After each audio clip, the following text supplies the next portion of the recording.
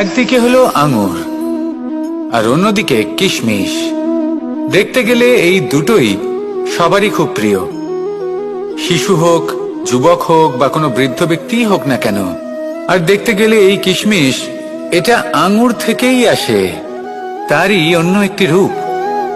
কিন্তু কখনো হাটে যান আর গিয়ে জিজ্ঞেস করুন যে এই কিশমিশ আর আঙুর এই দুইয়ের মধ্যে অধিক মূল্য কার। আপনিও নিশ্চয়ই জানবেন যে কিশমিশের মূল্য আঙুরের থেকে অনেক গুণ বেশি। এবার এরকম কেন হয়? এর পেছনে কি কারণ থাকতে পারে? একদিকে হলো সেই আঙুর যা টাটকা অবস্থায় গাছ থেকে পেড়ে খাওয়া যায়, আর অন্যদিকে হলো কিশমিশ যাকে মাসের পর মাস রোদে ফেলে রাখা হয়।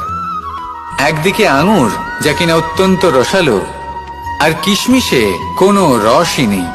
একটি হলো অত্যন্ত কোমল এবং সুন্দর, অন্যটি অমসৃণ এবং তাতে বিন্দুমাত্র সৌন্দর্য নেই, তাও তার মূল্য বেশি।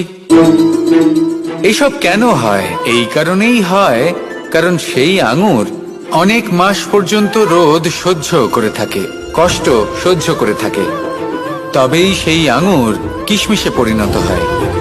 এবার জীবনের কড়া রোদ যাকে সহ্য করতে হয়, তার সাথেও এটাই হয়ে থাকে, তারও মূল্য আপনা থেকেই বৃদ্ধি পায়।